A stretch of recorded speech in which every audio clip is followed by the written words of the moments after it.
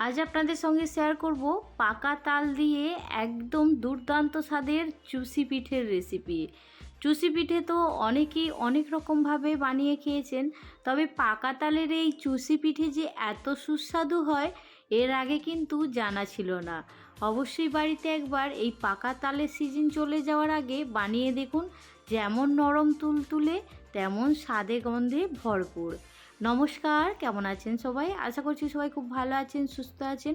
মৌসুমি রকমারি রান্নাতে আপনাদেরকে আবারও একবার অনেক অনেক স্বাগত। প্রতিদিনের মতো আজও দেখুন একটা খুবই সুন্দর রেসিপি নিয়ে চলে এলাম আপনাদের কাছে। আশা করছি এই রেসিপি আপনাদের খুব ভালো লাগবে। আর চুষি পিঠে বানাতে কিন্তু একটু সময় লাগে ঠিকই, এতে কিন্তু দুর্দান্ত স্বাদের হয়। তো চলুন ঝটপট করে রেসিপি বানানোটা শুরু করছি। যদি ভালো লাগে অবশ্যই একটা লাইক দিয়ে দেবেন। আর আপনারা কোথা থেকে দেখছেন সেটাও কিন্তু জানাতে ভুলবেন না। আমি এখানে দেখুন, এই যে চামচটা দেখতে পাচ্ছেন, এই চামচটার আমি 2 চামচ ভর্তি করে পাকা তালের পাল্প নিয়েছি। এটাকে আমরা পাকা তালের মাড়িও কিন্তু বলে থাকি। তো এইখানে যে পাকা তালের মাড়িটা দেখছেন, এর মধ্যে আমি জল দিয়ে এটাকে খুব ভালো করে গুলে নেব। আর 1 বাটি পরিমাণে জল নিয়েছি। আর এর মধ্যে দেব সুজি। তবে এখন না, আপনারা আগে দেখতে পাবেন আমি এটাকে খুব ভালো করে এখন মিশিয়ে নিচ্ছি, পরে যেহেতু কোনো সমস্যা না হয়। আর এইখানে দেখুন এটা গোলানো হয়ে গেছে। আর এইখানে দেখুন যে বাটিতে করে আমি তালটা গুলিয়ে রেখেছি, আর ঠিক সেই বাটিরই 1 বাটি পরিমাণে সুজি নিয়েছি। সম্পূর্ণ বাটিটা ভর্তি নেই, একটু খালি আছে দেখতেই পাচ্ছেন। তো এবার এই সুজিটাকে আমি একটু হালকা করে ভেজে নেব। তবে সুজিকে একদম লালচে করে ভাজা যাবে না, শুধু সুজির মধ্যে একটু হালকা কাঁচা গন্ধটা চলে গেলেই হয়ে যাবে। এইখানে দেখুন সুজিটাকে, তার জন্য একটু গ্যাসের ফ্লেমটাকে লো করে খুব ভালো করে নাড়াচাড়া করে একটু ভেজে নিচ্ছি। আর সুজিটা যখন একটু ভাজা হয়ে গেছে, তারপরে দেখুন এখানে 1/2 বাটি পরিমাণে আমি ময়দা নিয়েছি। সুজি আর ময়দাটাকে খুব ভালো করে ভেজে নেওয়ার পরে পাকা তালের যে পাল্পটাকে আমি গুলিয়ে রেখেছিলাম সেটাকে এর মধ্যে দিয়ে দেব। তবে তার আগে এইখানে স্বাদ মতো একটু নুন দিয়ে দেব। আর এইখানে দেখুন আমি 2 চামচ ভর্তি করে চিনি নিয়েছি, চিনিটাকেও এখানে দিয়ে দিলাম। দিয়ে এবার দেখুন এর মধ্যে এই তালের পাল্পটা দিয়ে দেব। আরও 1 বাটি পরিমাণে এখানে জল দিয়ে দেব। জলটা দিয়ে এবার খুব ভালো করে এখানে এটাকে গুলে নেব। আর এই সময় কিন্তু গ্যাসের ফ্লেমটাকে একদম লো ফ্লেমে রেখে দিতে হবে। রেখে দেওয়ার পরে আস্তে আস্তে সুজির সঙ্গে এটাকে খুব ভালো করে মিশিয়ে নিতে হবে। আর প্রথম অবস্থায় একটু জলজলা মনে হবে, আর কিছুক্ষণ এইভাবে নাড়াচাড়া করতে করতে এটা একটা ডোয়ের মতো রেডি হয়ে যাবে।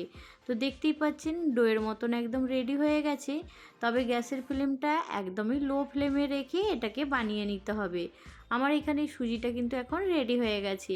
এবার গ্যাসের ফ্লেমটাকে বন্ধ করে দেব। এবার কিছুক্ষণ অপেক্ষা করব, এটা যতক্ষণ না পর্যন্ত ভালো করে একটু ঠান্ডা হয়ে যায়। হালকা কুসুম গরম থাকা অবস্থায় এটাকে মাখতে হবে। তো এখন দেখুন এইখানে আমি 1/2 বাটি পরিমাণে চিনি নিয়েছি। আর এইখানে আমি 1/2 বাটি পরিমাণে জল নিয়েছি। জল দিয়ে এবার গ্যাসের ফ্লেমটাকে হাই করে দিয়ে এবার এই চিনিটাকে খুব ভালো করে জলের সঙ্গে গুলে নেব। এখানে আমি চিনির শিরাটা রেডি করে নিচ্ছি। আর চিনির শিরার মধ্যে দেখুন 2টো এলাচ দিয়েছি, তাহলে বেশ ফ্লেভারটাও সুন্দর আসবে আর খেতেও বেশ ভালো লাগবে। যতক্ষণ না পর্যন্ত এটা খুব ভালো করে জলের সঙ্গে মিশে যায় চিনিটা, তখন পর্যন্ত হাই ফ্লেমে রেখে খুব ভালো করে ফুটিয়ে নিয়েছি। তবে খুব বেশিক্ষণ সময় লাগবে না, যেহেতু জলের পরিমাণটা কম আছে। সেই জন্য এখানে দেখুন 2 থেকে 3 মিনিট এইভাবে ফুটিয়ে নেওয়ার পরে আমি এখন গ্যাসের ফ্লেমটাকে বন্ধ করে দিয়েছি। বন্ধ করে দিয়ে এবার সুজির কাছে চলে যাব। তো এইখানে দেখুন বন্ধুরা, সুজিটাও বেশ ঠান্ডা হয়ে গেছে, হালকা কুসুম কুসুম গরম আছে।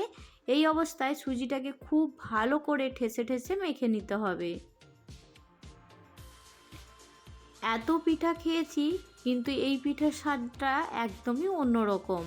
আর এইখানে দেখুন খুব সামান্য পরিমাণে একটু খাওয়ার সোডা নিয়েছি, আর খুব সামান্য পরিমাণে একটু তেল নিয়েছি। দিয়ে খুব ভালো করে এখন এই সুজির সঙ্গে দিয়ে মেখে নিচ্ছি। আর তেলটা দেওয়ার কারণে সুজিটা হাতের মধ্যে আর একদমই লেগে যাবে না, খুব সুন্দর করে মাখানো হয়ে যাবে। তো এখানে দেখুন আপনাদের সঙ্গে কথা বলতে বলতে সুজির ডোটাকে একদম সুন্দর মসৃণ করে মেখে নিয়েছি। তারপরে এবার যে চুষি পিঠে বানানো হয় সেটা কিন্তু অনেক রকমভাবেই বানানো হয়। আমি যেহেতু একটা একটা করে বানাবো সেই জন্য হাতের মধ্যে অল্প একটু ডো নিয়েছি। তারপরে দেখুন চুষি পিঠার আকারে এটাকে শেপ দিয়ে দিব। তো এইখানে শেপটা দেওয়ার পরে দেখতে কিন্তু বেশ সুন্দর লাগছে, দেখতেই পাচ্ছেন। তো এইভাবেই কিন্তু চুষি পিঠেগুলোকে আমি রেডি করে নেব। চুষি পিঠে বানাতে আমরা কম বেশি সবাই জানি, তবে অবশ্যই কিন্তু বানানোর সময় একটু ধৈর্য ধরে বানিয়ে নিতে হবে। একটা একটা করে বানাতে হবে, তো সেই জন্য একটু সময়টা বেশি লাগবে। অফ ক্যামেরাতে দেখুন আমি অনেকগুলোই বানিয়ে নিয়েছি, আরও কিছুটা পরিমাণে আছে, ওটা পরে বানাবো। চলুন এবার তেল গরম করে এবার এইখানে আমি চুষি পিঠেগুলোকে একটু ভেজে নেব। তবে পিঠেগুলোকে একদম লাল মুচমুচে করে ভাজা যাবে না, হালকা হালকা করে ভেজে নিতে হবে। তবে যখন চুষি পিঠেগুলো তেলের মধ্যে দেবেন তখন কিন্তু গ্যাসের ফ্লেমটা হাই ফ্লেমে রাখতে হবে, তারপরে গ্যাসের ফ্লেমটাকে একদম কমিয়ে দিতে হবে।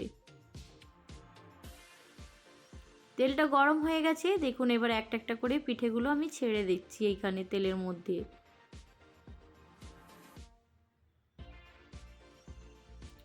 কয়েকটা চুষি পিঠে এখানে তেলের মধ্যে দেওয়ার পরে দেখুন হালকা করে নাড়াচাড়া করে নিচ্ছি। হালকা একটু কালারটা যখন চেঞ্জ হবে তখন গ্যাসের ফ্লেমটাকে একদম লো ফ্লেমে, লো টু মিডিয়ামে করে দেব। তারপরে পিঠেগুলোকে একটু লালচে করে ভেজে নেব।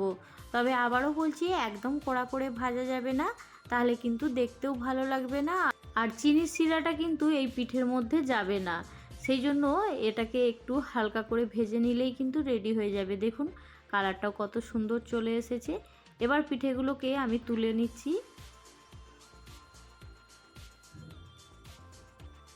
তো এইগুলো ভাজা হয়ে গেছে, এবার পরেরগুলোকেও এইরকমই সেমভাবে ভেজে নেব। কতটা সুন্দর কালার এসেছে দেখুন।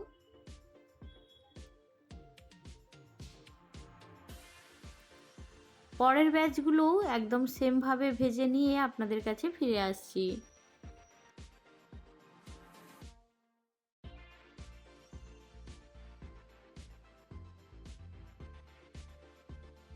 এখানে দেখুন বন্ধুরা, আমি এইগুলোকে সব সুন্দর করে ভেজে নিয়ে চলে এলাম। এবার এইগুলোকে চিনির শিরার মধ্যে দিয়ে দেব। এখানে চিনির শিরাটা হালকা গুনগুনা গরম আছে, তো এইখানে এই শিরার মধ্যে এখন দিয়ে আমি 2 মিনিট অপেক্ষা করব। আর তারপরে কিন্তু এই চিনির শিরাটা এই পিঠেগুলোর মধ্যে খুব সুন্দরভাবে চলে যাবে।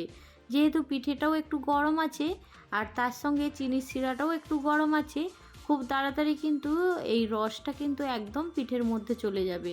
তো কিছুক্ষণ অপেক্ষা করলাম, অপেক্ষা করার পরে দেখুন এটা কিন্তু সুন্দর একবার রসের মধ্যে চলে গেছে। এর ভেতরে, পিঠের ভিতরে রসটা একদম সুন্দর চলে গেছে। এবার এগুলোকে একটা প্লেটের মধ্যে তুলে নিচ্ছি। আজকের এই রেসিপিটা আপনাদের কেমন লাগলো জানাতে কিন্তু একদম ভুলবেন না। এই রকমই সুন্দর সুন্দর রেসিপি আপনাদের সঙ্গে শেয়ার করব। আর আপনাদের কীরকম রেসিপি দেখতে পছন্দ অবশ্যই কিন্তু কমেন্টে জানাতে পারেন। আপনাদের পছন্দ করা রেসিপি চেষ্টা করব আপনাদের কাছে নিয়ে আসার জন্য। তো এইখানে দেখুন চিনির শিরা থেকে পিঠেগুলোকে সুন্দর করে একদম তুলে নিয়ে চলে এলাম প্লেটের মধ্যে। এবার ওপর থেকে হালকা করে একটু রস আবারও দিয়ে দিলাম। পাকা তালের চুষি পিঠে আমার কিন্তু একদম রেডি হয়ে গেছে। তো কেমন লাগলো আজকের রেসিপি জানাতে ভুলবেন না। ভালো লাগলে অবশ্যই একটা লাইক দিয়ে দেবেন। আর এই রকমই সুন্দর সুন্দর রেসিপি নিয়ে খুব তাড়াতাড়ি আপনাদের সঙ্গে আরও একটা নতুন ভিডিওর সঙ্গে দেখা হবে। আর দেখুন কতটা নরম তুলতুলে হয়েছে।